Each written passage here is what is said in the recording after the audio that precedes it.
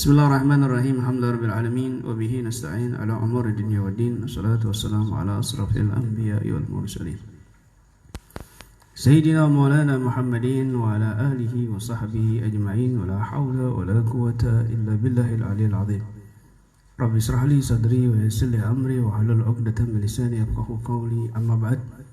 Qala al-musannif rahimahullah wa nafa'ana bihi wa bi ulumihi fid darain. Amin ya rabbal. Wa min akhlaqihim radhiyallahu ta'ala anhum, dan di antara akhlak mereka para ulama salaf saleh adalah kasratul khafi minallahi ta'ala ay yu'adzibahum ala ma janahu min madhalimi nufusihim wa madhalimil ibad walau uda khilal li ahad aw ibrah yukhayyituna biha. Adalah di antara akhlak ulama salaf soleh adalah banyaknya takut kepada Allah Subhanahu wa taala akan disiksa atas apa yang mereka lakukan dari perbuatan zalim diri mereka dan perbuatan zalim kepada hamba-hamba Allah yang lain, meskipun hanya dengan khilal, tusuk gigi, li ahad, miliknya seseorang, au ibrah, atau dengan jarum, yukhayyituna biha, yang dia menjahit dengan jarum tersebut. Ulama salaf soleh itu takut atas apa yang mereka lakukan dari perbuatan zalim yang pernah mereka lakukan, meskipun itu cuma sekedar dia itu gosok atau pakai tanpa izin, yaitu berupa tusuk gigi saja, kan kecil, atau juga dengan jarum yang dia pakai tanpa izin. Ini bagi mereka adalah hal yang besar. Takut mereka kalau disiksa sama Allah nanti. La siyama in kana ahaduhum yastaqil a'malahu as-salihah fi 'ainihi fa innahu yastadkhafu wa karbuhu li'adami an yakuna ma'ahu shay'un min al-hasanat yu'ta minha al-khusum يوم القيامة وربما صح أحد المظلومين يوم القيامة فليرضى بجميع أعمال الظالم الصالحة مظلمة واحدة من مال أو أرض أو لطمة. وفي الحديث أن رسول الله صلى الله عليه وسلم قال أتدرون من المفلس من أمتي يوم القيامة؟ وقالوا المفلس فينا من لا درهم له ولا دينار ولا متاع. وقال صلى الله عليه وسلم المفلس من يأتي يوم القيامة بصيام ولا صلاة وصلاة والزكاة وحج ويأتي وقد شتم هذا وأكل مال هذا وسفك دم هذا وضرب هذا فيعطى هذا من حسناته وهذا من حسناته فإن فنيت قبل أن يقضى ما عليه أخذ من خطاياهم فطرح عليه ثم كتب في النار. Apalagi kalau amalannya sedikit, mereka lebih takut lagi. Takut nanti di hari kiamat amalan-amalan pahala kebaikannya diberikan kepada orang yang pernah dia zalimi. Habis kebaikannya, pahala kebaikannya. Dalam hadis Nabi pernah mengatakan, tahukah kalian orang yang bangkrut di hari kiamat dari umatku? Mereka menjawab, yang bangkrut itu yang gak punya uang dan perhiasan, wahai Nabi. Bukan itu orang yang bangkrut, orang yang datang di hari kiamat dengan pahala puasa, pahala sholat, pahala zakat, pahala haji, tapi dia dulunya mencela orang ini, dia makan haram, barang haram ini, dia membunuh darah ini, dia memukul ini, maka kebaikannya akan diambil. Dan kebaikan dari ini akan diambil kalau sudah habis kebaikannya, padahal masih banyak yang belum dituntut, maka dia akan dilempar, diusir dan dimasukkan ke dalam neraka Allah. Na'udzubillah min dzalik. Allah kirim. Wa kana Abdullah bin Anas radhiyallahu anhu yaqul yunadi rabbul izza yawmal qiyamah ana al-malikud dayyan la yamli ahad min ahli an-nar ay yadkhulu an-nar wa la yamli ahad min ahli al-jannah ay yadkhula al-jannah wa la ahad wa li ahad indahu madlama hatta aqtasa lahu minhu. Dari Abdullah bin Abbas bahwasanya nanti di hari kiamat itu Allah berseru, aku adalah penguasa di saat ini. Tidak ada seorang pun yang masuk neraka, penduduk neraka yang masuk neraka, dan seorang pun penduduk surga yang masuk surga, tetapi dia masih ada tanggungan kezaliman pada orang lain sampai aku akan membuat kisos satu dengan yang lainnya. Waqad kana Wahab bin Munabbih rahimahullah ta'ala yaqul taba syabun min bani Israil an jami'il ma'asi. Ada seorang pemuda bertobat dari Bani Israel, seorang pemuda dari Bani Israel bertobat dari segala maksiat. Summa sara yata'abbad, kemudian dia beribadah. Fa'abadallah 70 sanah, dia beribadah kepada Allah 70 tahun. La yuftir, wa la yanam, wa la yasaddil bidhil, wa la yakul samina. Dia bertobat dan beribadah 70 tahun. Dia berpuasa, dia tidak tidur, ibadah terus, dan dia tidak menaung dengan naungan, dan dia tidak makan makanan yang ada dagingnya. Falamma mata ra'ahu ba'du ikhwanihi fil manam. Ketika seorang pemuda yang bertobat dan beribadah 70 tahun itu meninggal, ada salah satu saudaranya bermimpi, lalu bertanya, "Madza fa'alallahu bik?" Apa yang Allah lakukan kepadamu? Qala hazabani summa ghafara li kulla dhanbin. Allah menghisab aku, kemudian Allah mengampuni aku segala dosaku kecuali satu. Ila'u dan khalaqtu bi asnadi, yaitu dosa yang aku pernah pakai tusuk gigi untuk nusuk gigiku dari sisa-sisa makanan bighairi idni sahibihi, tanpa izin pemiliknya.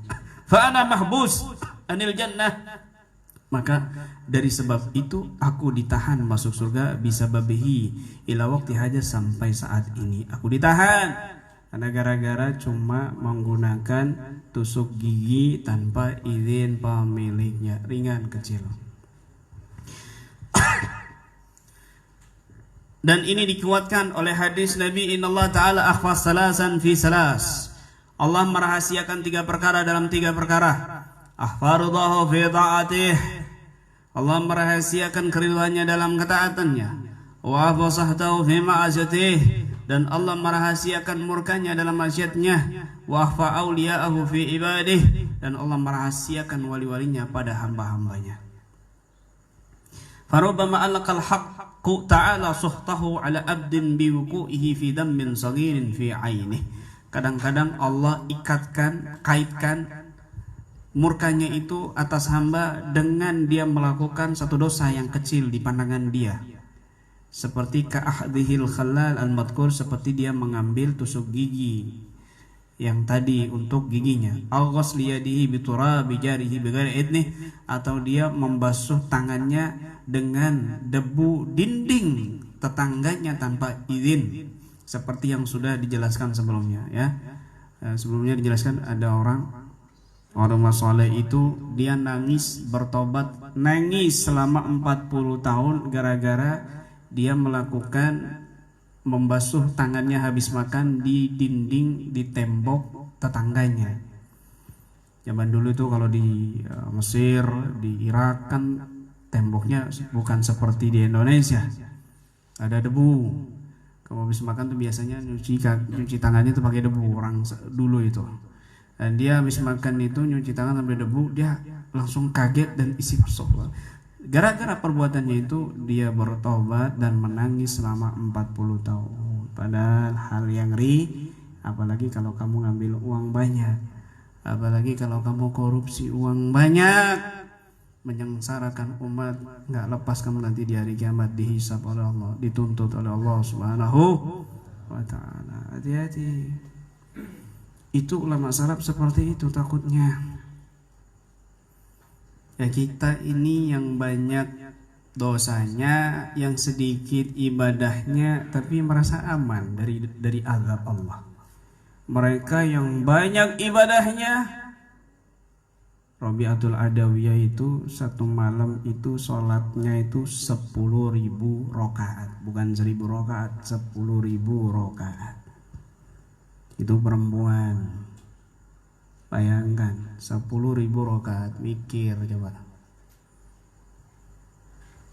Al-Habib Abdullah bin Husain bin Tahir 1.000 rakaat, la ilaha illallah 25.000, sholawat 25.000, dan wirid-wirid yang lainnya juga. Tapi mereka masih nangis di malam hari. Kenapa? Takut Allah adab. Mereka masih nangis, takut mati su'ul khatimah.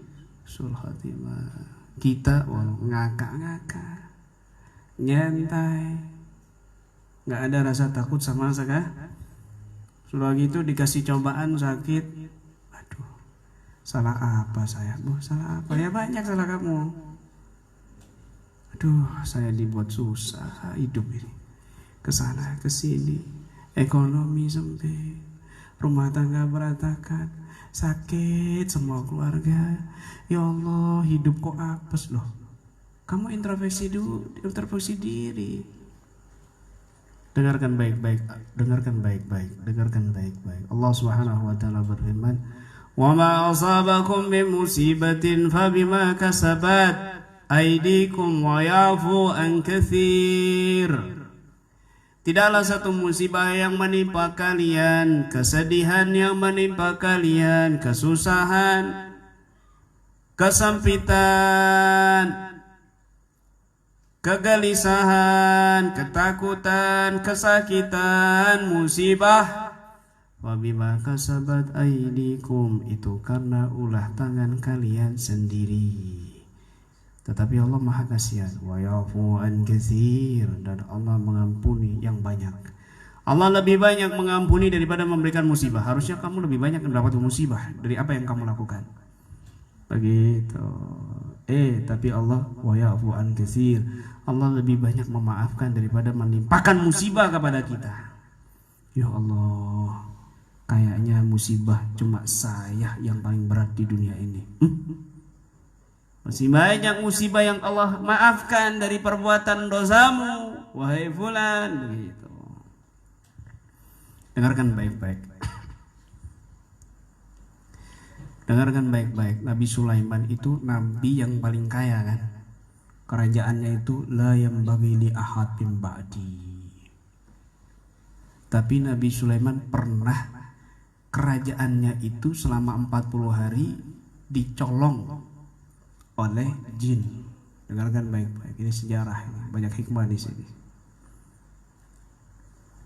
A'udzu billahi minasyaitonir rajim.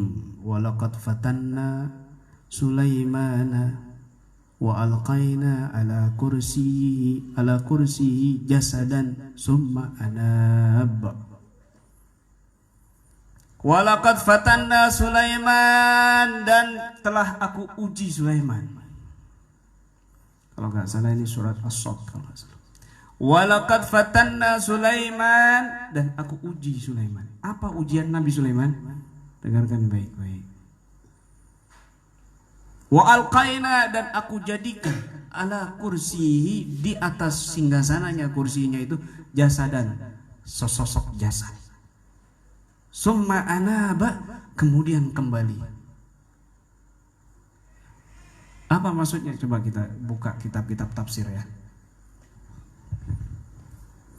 Nanti buka kitab tafsir. Semua kitab tafsir. Ceritanya itu ada 2 versi. Dengarkan baik-baik, tapi semuanya ada hikmahnya. Itu hadis-hadis sahih juga, hadis-hadis sahih Bukhari Muslim, semuanya itu tafsirnya itu. Dikuatkan dengan hadis-hadis riwayat Imam Bukhari, Imam Muslim. Ada 2 versi. Dengarkan baik-baik. Ketika Nabi Sulaiman diuji oleh Allah Subhanahu wa taala, istrinya kan 100. Nabi Sulaiman istrinya 100. Itu syariatnya Nabi Sulaiman. Kalau syariatnya Nabi Muhammad ya 4 paling banyak. Paham ya? Kecuali kalau mati, kawin lagi, nggak apa-apa, masih 1000 nggak apa-apa. Paham ya?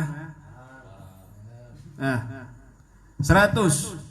Nabi Sulaiman satu malam pernah berkata begini, aku mau mengumpuli istri-istriku malam ini semuanya 100.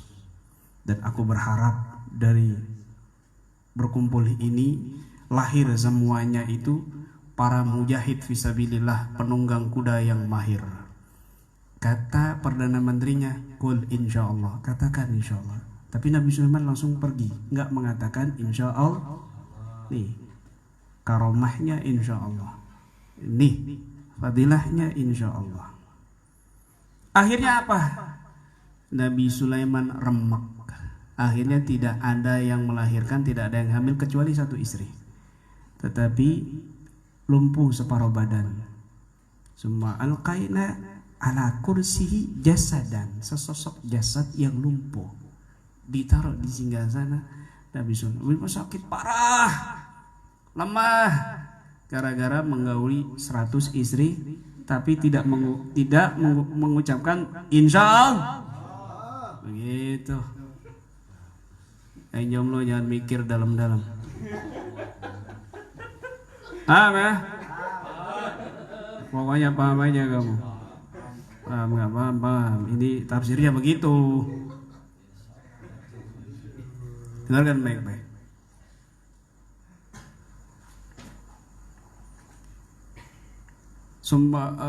Wa qala rabbi firli.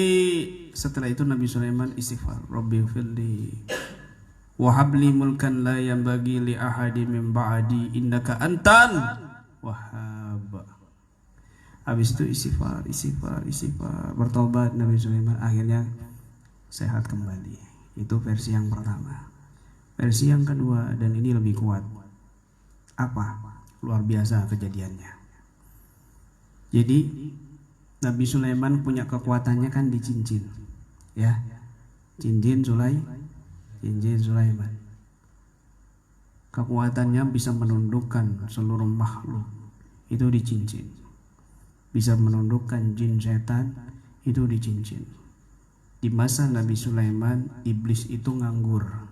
Kenapa? Pasukannya ditaklukkan Nabi Sulaiman. Cincin. Suatu hari Nabi Sulaiman itu diperintahkan untuk membuat Baitul Maqdis.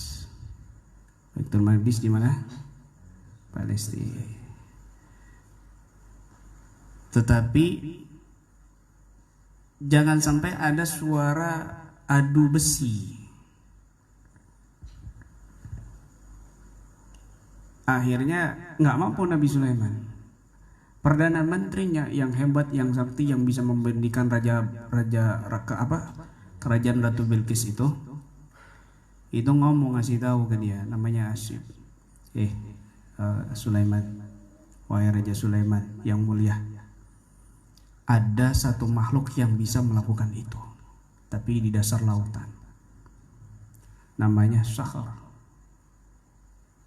Jin bernama Sakhar. Ada riwayat yang lain mengatakan Urwiyah. Kemudian datang ke sana Nabi Sulaiman pakai cincinnya. Biasanya dia itu datang di situ, ada di dalam lautan itu ada sumber mata air.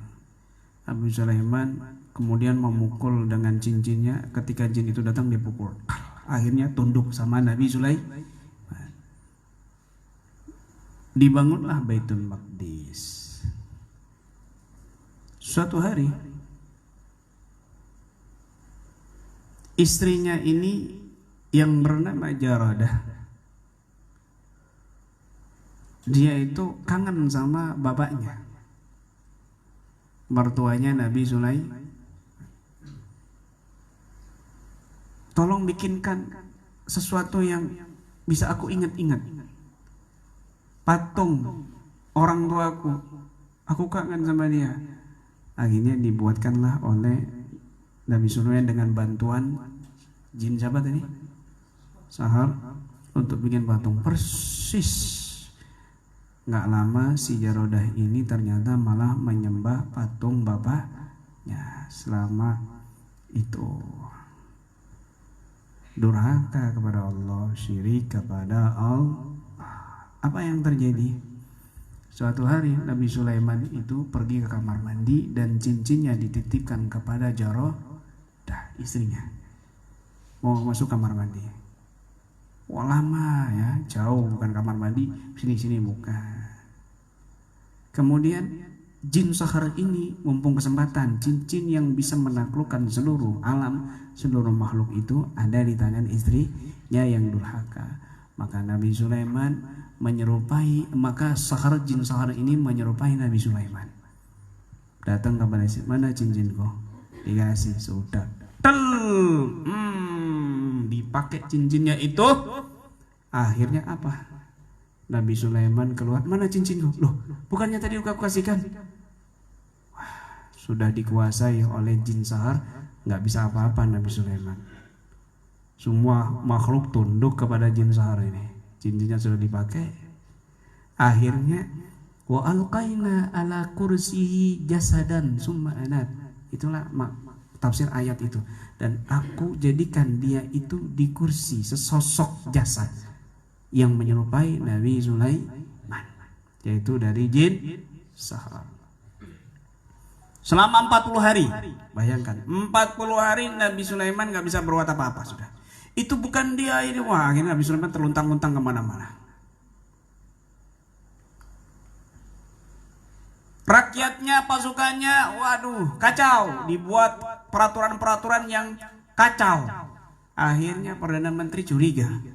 Si Asif ini, saya curiga ini bukan Sulaiman. Kok begini ya peraturannya? Wah, semua Perdana Menteri menolak.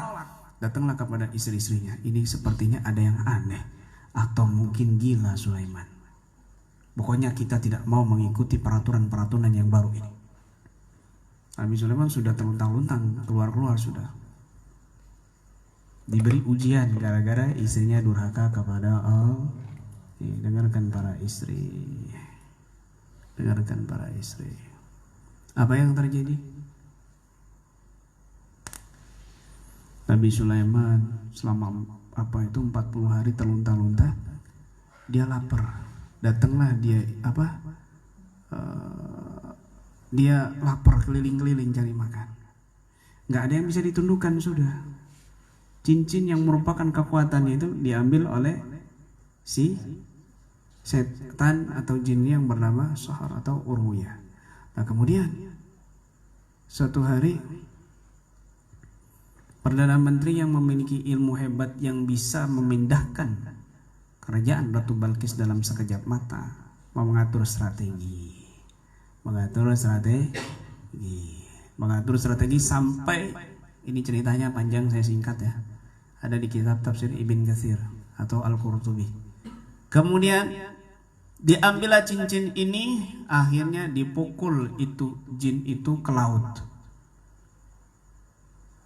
Tetapi cincinnya kebawa ke laut sama si jin itu. Direbut kembali, jatuh cincin itu kemakan ikan. Dimakan ikan. Tetap Nabi Sulaiman nggak bisa berbuat apa-apa, nggak ada cincin. Kekuatannya ada di situ. Ini tafsir ya tafsir, dengarkan baik-baik. Ada hikmah, ada ribuan hikmah di sini. Kemudian Nabi Sulaiman di sisi yang lain dia sedang mencari makan, dia ke nelayan. Aku minta ikan kalian. Aku ini Sulaiman, dipukul, pok sampai berdarah. Kamu ini ngaku-ngaku Raja Sulaiman. Sampai berdarah. Dengan sabar Nabi Sulaiman membersihkan darahnya itu. Dan satu orang teman dari nelayan itu marahin, kenapa kamu pukul dia? Kasihan dia. Akhirnya dikasih ikan yang sisa, 2 ikan. Sama Nabi Sulaiman diambil 2 ikan itu, dibedah ternyata ada cincin Nabi Sulaiman. Wah, dipakai lagi. Jelek. Wibawanya keluar lagi. Burung-burung berdatangan. Makhluk-makhluk mendekati Nabi Sulaiman. Angin itu semuanya dekat. Barulah para nelayan sadar, ternyata betul Sulaiman. Akhirnya mereka minta maaf. Sudah, aku maafkan kalian. Datanglah ke kerajaannya Nabi Sulaiman. Akhirnya summa anab, kembalilah Nabi Sulaiman kepada kerajaannya lagi. Wa qala rabbi ighfirli, dan Nabi Sulaiman bertobat atas ujian itu gara-gara istrinya.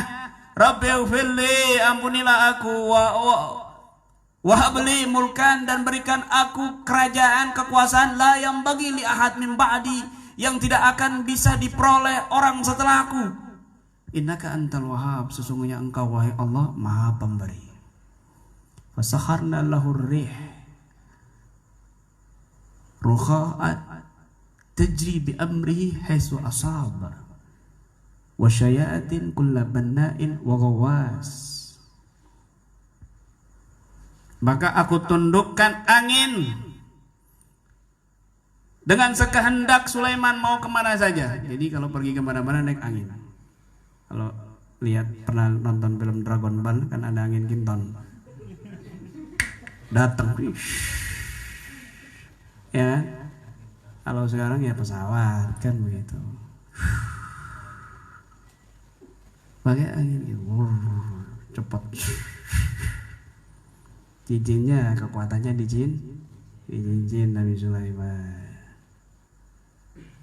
Seluruh makhluk tunduk lagi sama Nabi Sulaiman, dan kerajaannya sejak saat itu tidak bisa lagi direbut. Kenapa? Karena doanya Nabi Sulaiman, Rabbi habli mulkan la yang bagi li ahadin min ba'di innaka antal wahhab wasyayatin kulla bana'in wa gawas, dan ditundukkan juga setan-setan kulla bana'in yang bisa bangun-bangun. Akhirnya Nabi Sulaiman itu mengikat si jin siapa tadi? Sahar itu di satu peti dan ditaruh di laut, sampai sekarang terikat sampai hari kiamat. Kalau jin itu dikeluarkan, mau bangun apa kamu? Langsung jadi kerajaan, jadi istana, Borobudur 1000 bisa kamu bikin, ya kan? Sar, Borobudur pindahkan ke Kanusan, pindah, pindah. Sar, pindahkan istana Presiden Jokowi ke Gerobokan, pindah Gerobokan. Kalau ada jin itu di peti, ditaruh di dasar lautan, diikat sama Nabi Sulaiman sampai hari kiamat. Kulla bana'in, dan juga ada jin-jin yang juga bisa bangun-bangun begitu. Bangunnya itu nggak kedengeran besinya, tiba-tiba jadi itu. Wagawas, dan penyelam, setan-setan yang bisa menyelam ke dasar lautan atas izin Allah, perintah Nabi Sulaiman.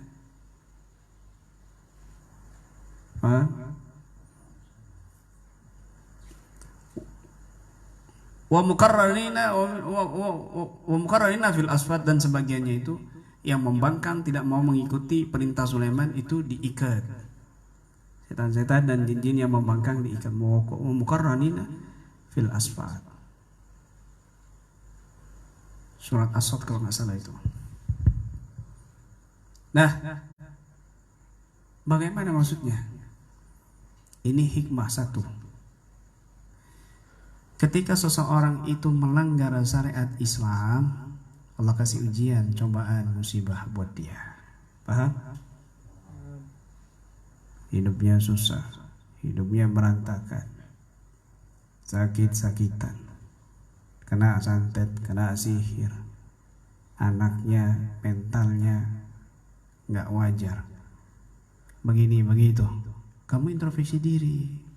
Pasti ada perbuatan yang dosa yang kamu lakukan, pasti ada syariat yang kamu langgar. Begitu. Kenapa kok bisa kena sihir, kena santet? Oh, sama karyawannya kasar. Oh, sama pembantunya zalim. Akhirnya balas dendam pembantu karyawannya, kamu disantet. Begitu. Introspeksi diri. Introspeksi diri. Wa ma asabakum min musibah fa bima kasabat aydikum. Musibah yang ditimpa, tidaklah ada satu musibah yang tertimpamu kecuali itu ulah tangan kamu sendiri. Itu introspeksi diri, ya Allah. Makanya Nabi pernah mengatakan inna rajul la yuhram rizqa bidzambin yusibu. Ada orang yang rezekinya sempit, hidupnya susah karena ada satu dosa yang masih dia lakukan dan belum dia tobati kepada Allah Subhanahu wa taala. Begitu.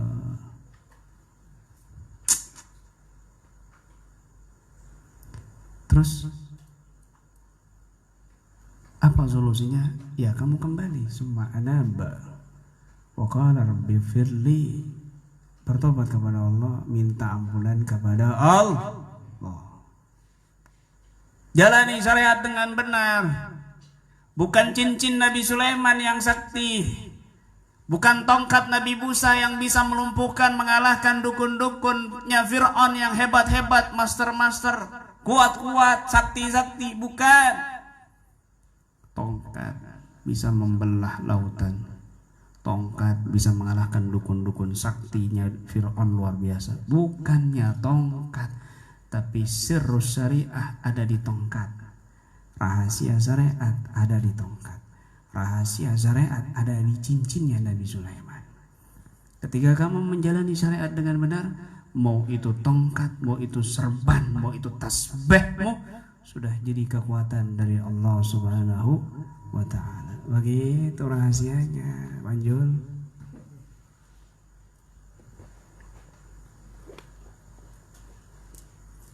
Ya Allah, hidup saya selalu susah, selalu ditolak oleh orang lain, selalu dikucilkan orang-orang lain.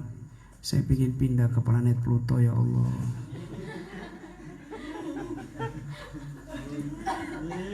Ya Allah, kenapa sampai detik ini saya nggak kawin-kawin, selalu ditolak sama perempuan.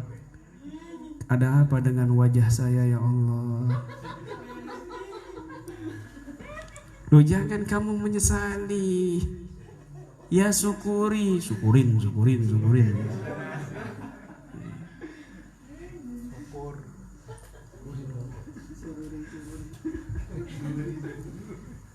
Paham ya? Begitu. Kenapa saya selalu hidup sendiri? Kenapa saya ini selalu sial?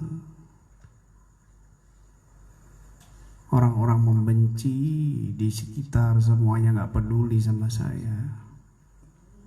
Yang peduli saya cuma satu, orang yang udah mati kan.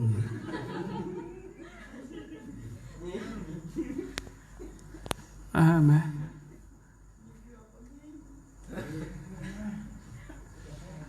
Gak boleh begitu, banyak mengeluh. Kan Al-Imam Muhammad Al-Bagir sudah nasihat ke kita, kepada anaknya, ya bunaya, iyyaka wal kasal wad dajar.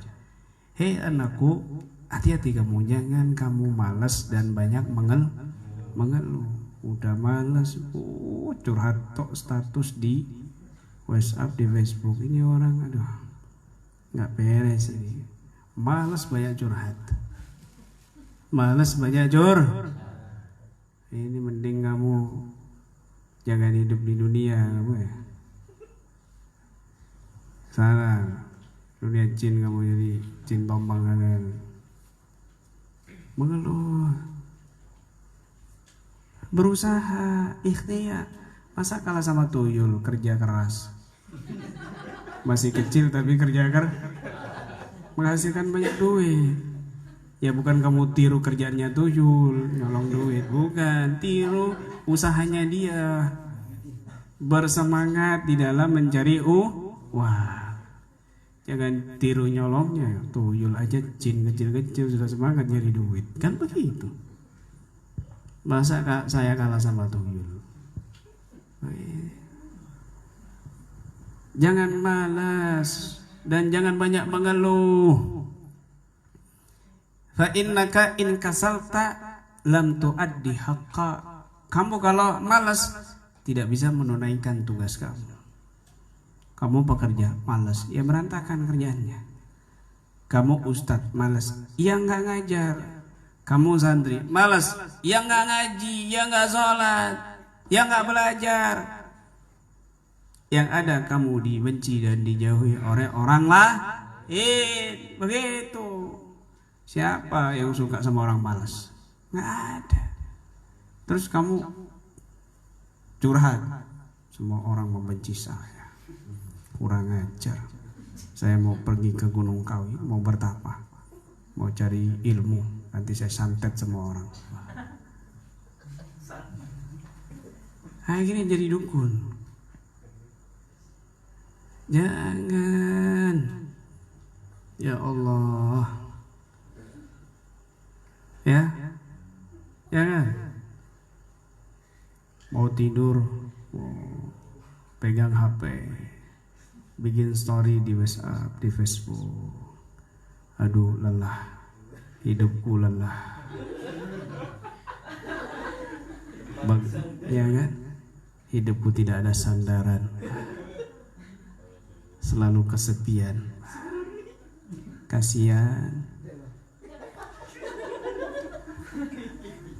Kan begitu.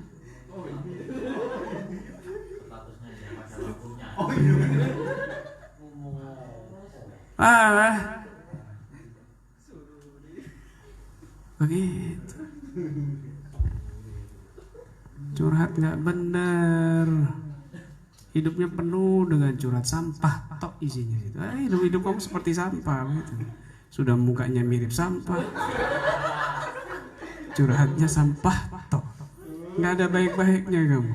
Mending mukanya bagus, tampan, mancung, tinggi, gemuk, kurus, jelek, pesek.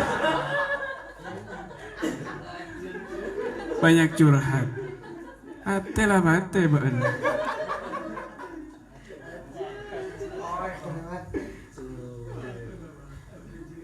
Loh, saya nggak ngomong kalian. Sono no. Yang sono loh. Sono asli Ngaringan sana loh.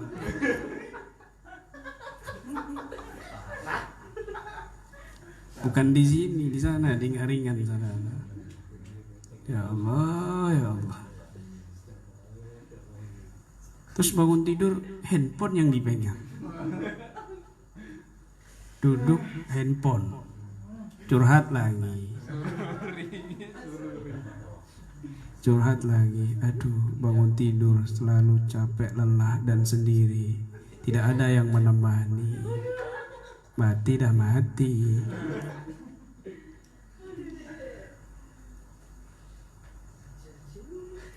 Kamar mandi handphone juga. Astagfirullahaladzim.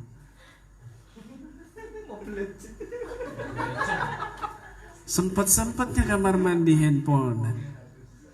Astagfirullahaladzim. Lama di kamar mandi 1 jam. Duk cepat. Nah lagi nyuci padahal main handphone. Nanti pura-pura dibasahin bajunya. Pura-pura dibasahin bajunya. Inna lillahi wa inna ilaihi rajiun. Makan handphone juga. Lagi makan sempat main handphone. Astagfirullah. Nanti pas sakaratul maut kamu nyari handphone. Ya kan? Disuruh syahadat tidak bisa begini-begini. Paham ya? Jangan. Gimana mau baik keadaan kamu kalau begitu terus nggak perlu rubah. Rubah diri kamu, Allah rubah nanti kehidupan kamu, keadaan kamu begitu. Ya. Ya, hati-hati. Wa in dojarta lam tasbir ala haq. Kalau kamu itu banyak mengeluh, kamu nggak sabar atas satu tugas. Gitu. Kalau kamu malas, kamu tidak bisa menunaikan tugas, dan kamu banyak mengeluh, kamu nggak akan sabar atas satu tugas. Tuh banyak mengeluh hidupnya.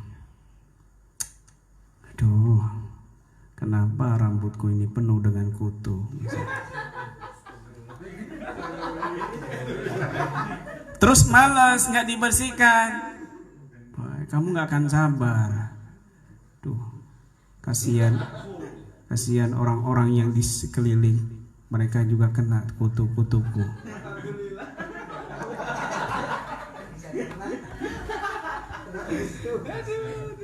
Paham ya? Loh, saya ini nggak nyindir kamu. Sana Kalimantan Selatan sana. Sana, bukan di sini, di sana di Kalimantan Selatan. Paham ya? Oh, anjing kok bahagia. Jangan keras-keras ketawanya.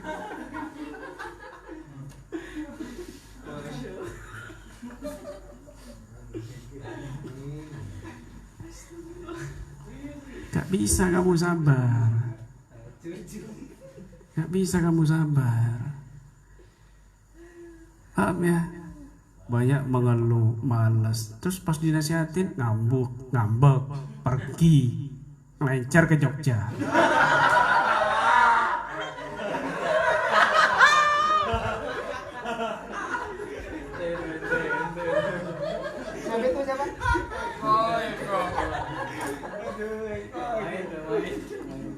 Waduh. Tidak ada yang mengerti perasaanku.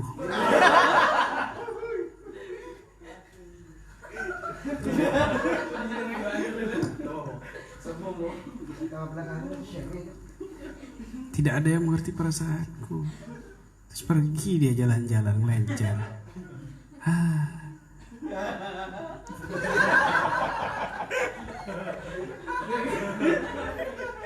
Duitnya habis, balik lagi.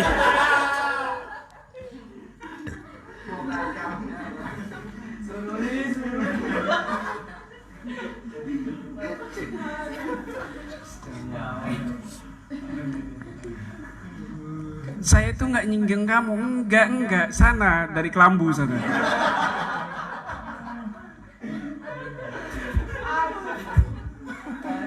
Bukan kalian, bukan.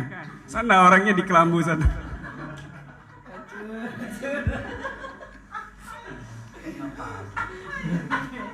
Paham ya? Itu. Jangan banyak mengeluh. Ya Allah, sudah 2 minggu aku di sini. Aku rindu sama istriku.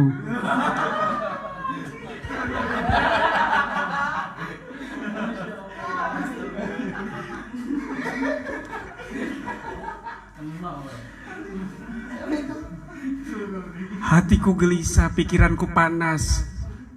Ya Allah, rindu sama istri yang di sana. Pingin pulang besok.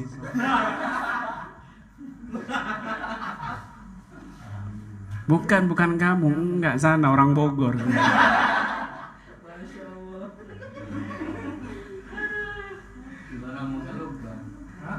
Makanya jangan mengeluh, pasti ketahuan begitu loh. Kalau mengeluh itu pasti ketahuan.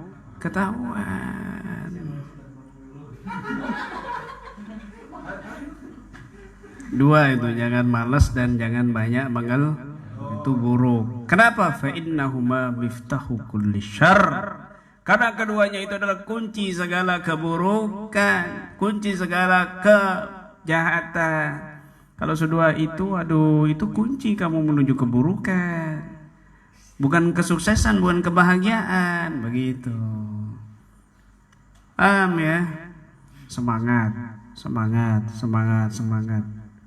Dukun aja itu semangat nyantet kamu kan begitu. Nggak tidur, dukun itu nggak tidur 24 jam dia kerja.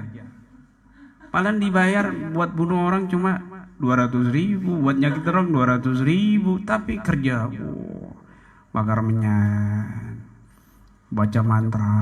Paling tidurnya pagi, siang kerja lagi, malam begadang nggak tidur, tidurnya pagi, persis kayak kamu. Paham ya? Jangan-jangan kamu anaknya dukun kamu. Begitu. Dukun aja semangat. Kamu malah leha-leha tidur-tiduran. Biasa. Jangan begitu. Inti daripada ayat tadi itu, ya, ketika seseorang itu melanggar syariat, Allah akan beri ujian atau cobaan atau teguran atau hukuman. Kembalinya bagaimana untuk mengatai itu semua? Ya kamu kembali taat kepada Allah. Oh, saya sudah sholat tahajud, Kiai. Saya sudah sedekah, Kiai. Saya sudah puasa, Kiai. Tuh. Jangan merasa begitu kamu. Ada pasti dosa yang kamu lakukan. Jangan merasa kamu suci. Pasti ada dosa yang kamu lakukan begitu. Saya mau tanya sama kamu, kenapa bulan Muharram? Kan ini sudah 1 Muharram ya. Kenapa bulan Muharram itu terkenal mistik? Dan Nabi menganjurkan banyak sedekah. Kenapa? Karena para dukun itu di bulan Muharram, terutama 1 Suro ya, 1 Muharram itu kumpul semuanya, bersatu ya, duduk kumpul semuanya dari ujung dunia sampai ujung dunia di satu majelis, ada yang mengumpulkan pusaka-pusakanya untuk disuci. Ibaratnya itu update ilmu dan update sihir ataupun santet, diperbaharui, di-upgrade, diperkuat, upgrade. Santetnya ini masih separuh. Wah, itu malam satu suruh mereka bertapa semuanya, ritual habis-habisan, besar-besaran, tinggi-tinggian ilmunya. Nah, Nabi menyunahkan kamu untuk sedekah. Kenapa? Li'anna shadaqah tudfi'ul bala. Karena sedekah itu menolak bala. Begitu. Loh, sedekah setiap hari sunnah, tapi lebih ditekankan lagi satu Muharram. Paham? Oh, babak belur kamu tanggal segitu. Gitu. Selama 1 bulan Muharram itu mistik, tapi di sisi yang lain penuh dengan sholawat, penuh dengan sedekah, anak yatim, santunan. Begitu. Supaya kita selamat, supaya kita sukses, dituntun sama Nabi cara yang benar, begitu. Taubat, banyak istighfar kepada Allah Subhanahu wa Ta'ala, maka kita akan dijaga oleh Allah Subhanahu wa Ta'ala. Mau serban kamu, habwa kamu, tasbih kamu, ya, imamah kamu, apapun yang kamu sentuh, ketika syariat kamu itu benar, hasolan madad minallah, Allah akan bagikan kamu madad, pertolongan dengan wasilah apapun. Mau cincinnya Nabi Sulaiman, mau tongkatnya Nabi Musa, Allah akan berikan madad dari wasilah apapun. Kalau kamu sudah syariatnya itu benar. Sakti tapi sholatnya bolong-bolong, itu setan. Sakti tapi malas baca Quran, itu setan.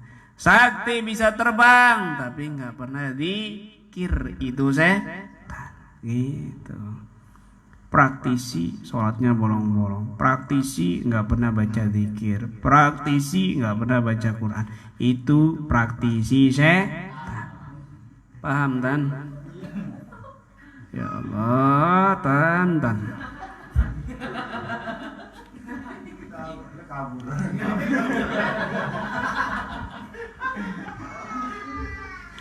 Tan itu bahasa Madura, tretan, saudara, gitu.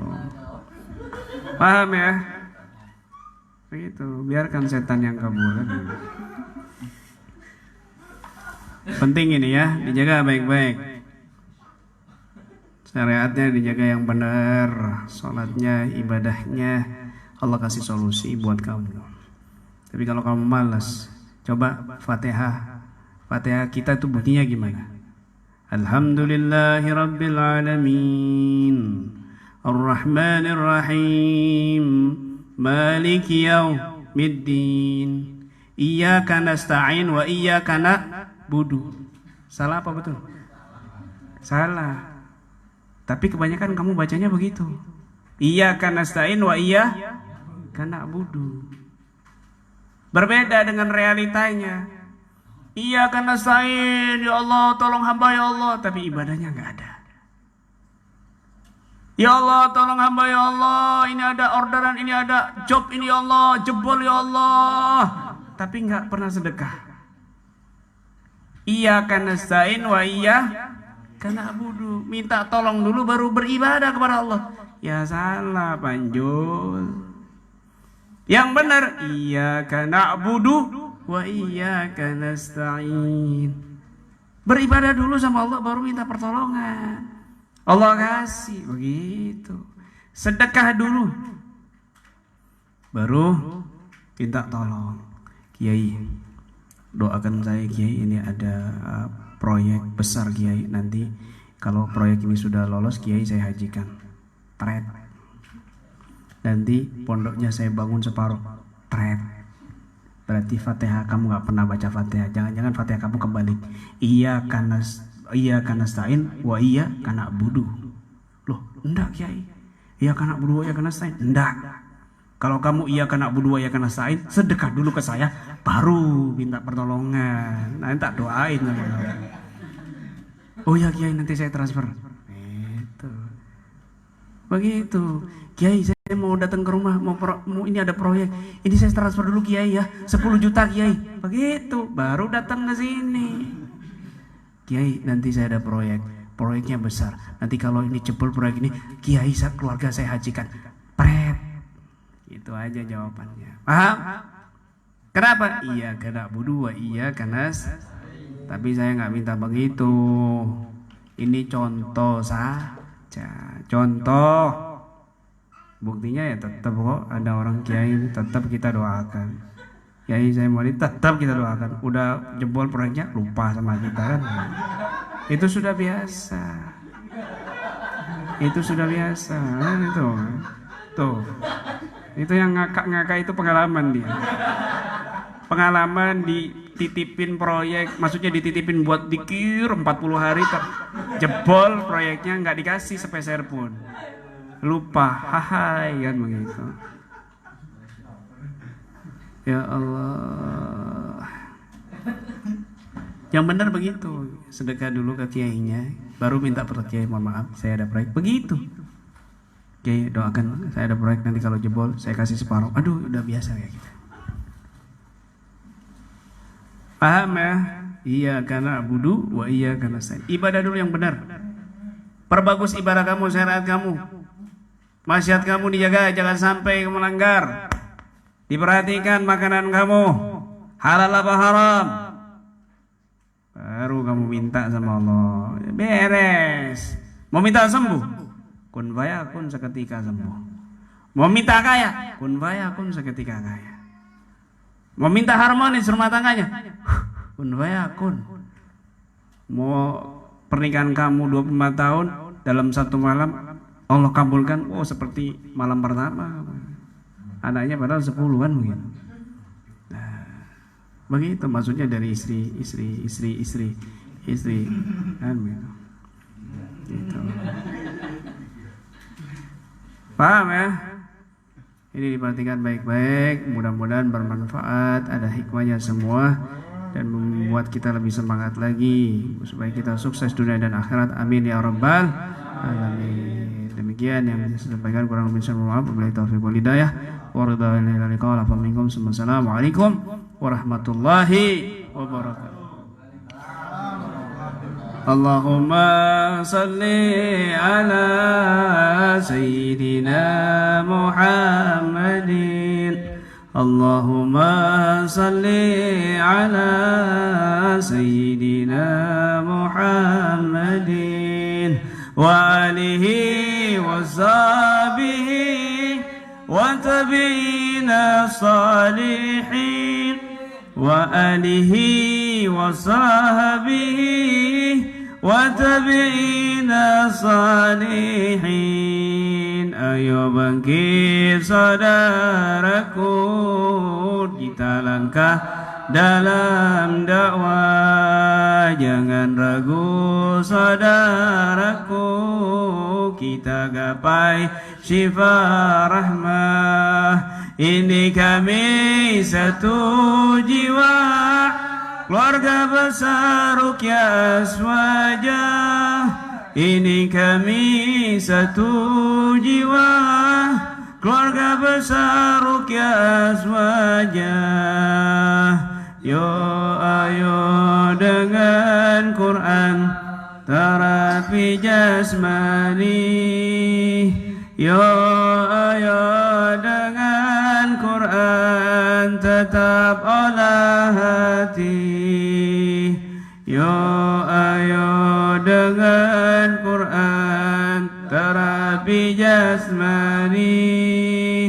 Yo ayo dengan Quran tetap. Satukan langkahmu bersama sang guru, satu langkah pasti. Satukanlah kamu dawa KBRA jiwa dan raga, jiwa dan raga. Salatullah salamullah ala taha Rasulillah. Salatullah salamullah ala taha Rasulillah. Salatullah salamullah ala yasin habibillah. Salatullah salamullah ala yasin habibillah. Allahumma salli ala sayyidina Muhammadin. Allahumma salli ala sayyidina Muhammadin wa alihi wa sahbihi wa tabi'ina salihin wa alihi wa sahbihi wa tabi'ina salihin. Ayo bangkit saudaraku, kita langkah dalam dakwah. Jangan ragu saudaraku, kita gapai syifa rahmah. Ini kami satu jiwa,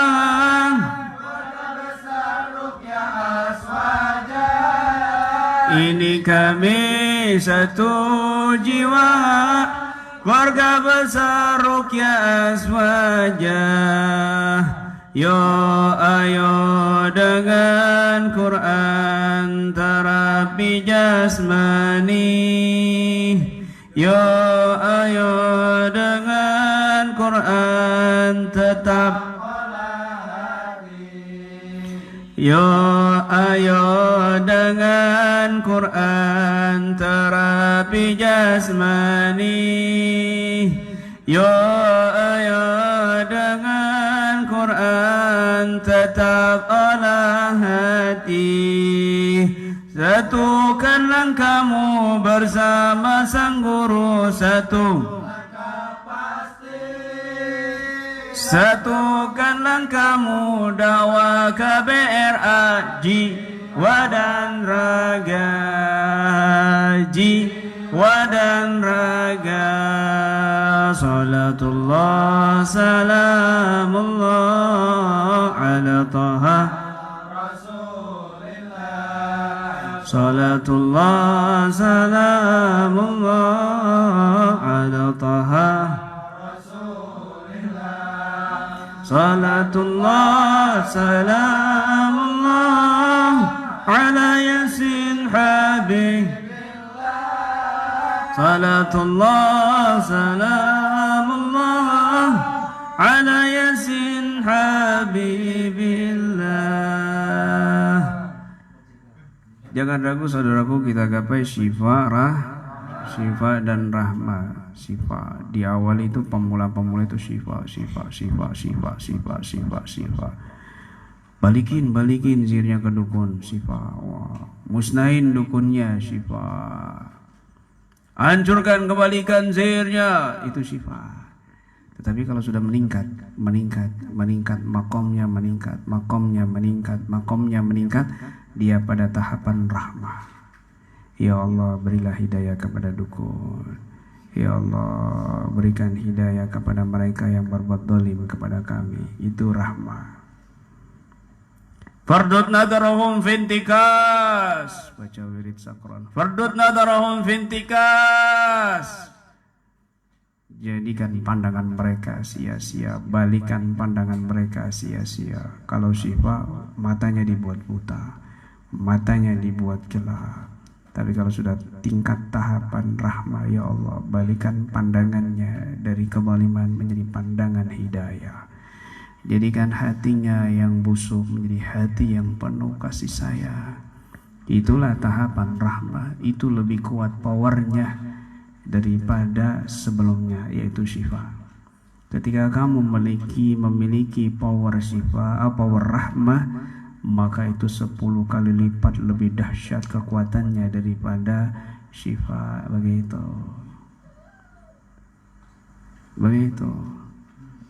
Sama jiwa disembelih, wah, itu sifat. Dibakar, terbakar, itu sifat. Tapi ya, masuk Islam ya, kamu tuh capek di situ. Ya, kamu saya amankan, nanti terjamin dapat makan, dapat tempat. Masuk Islam ya. Iya, asyhadu alla ilaha illallah wa asyhadu anna Muhammad. Masuk Islam, itulah tahapan rahmah. Santun, sopan, baik, itu rahmah. Rahmah. Wa ma arsalnaka illa rahmatan lil alamin. Tidaklah aku utus engkau wahai Muhammad illa rahmatan lil alamin, kecuali untuk rahmat bagi orang alam, bagi seluruh alam. Dengarkan baik-baik ya. Surat To. Ya.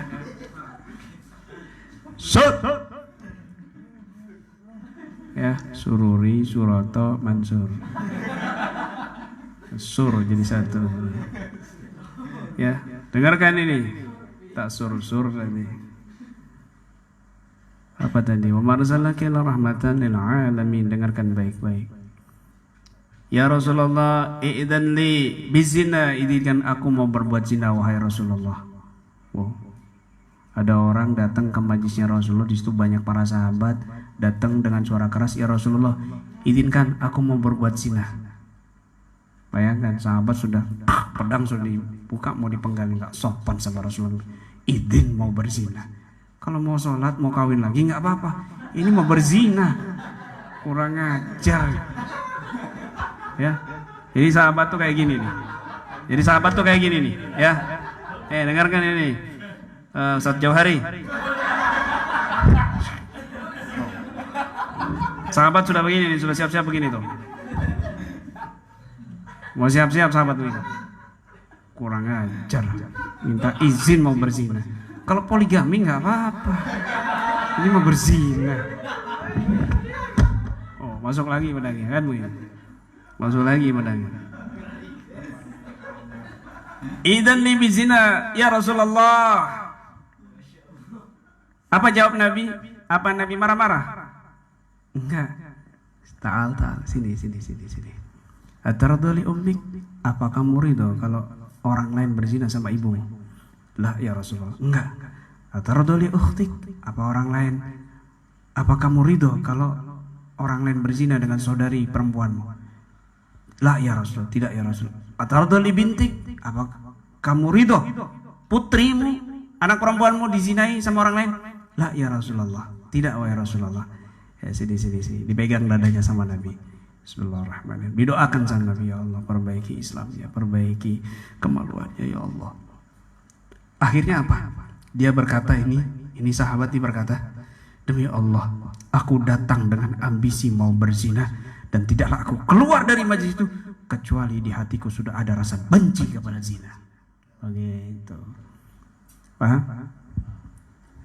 Kiai saya dikasih pencerahan begini, terus didoain, diruqyah, dipegang kepalanya, keningnya, dipegang dadanya, didoain, dikasih pencerahan begini, dijelaskan psikisnya begini, kamu harus kuat, kamu harus pasrahkan hidup kamu kepada Allah Subhanahu wa Ta'ala, nanti Allah atur ya hidup kamu.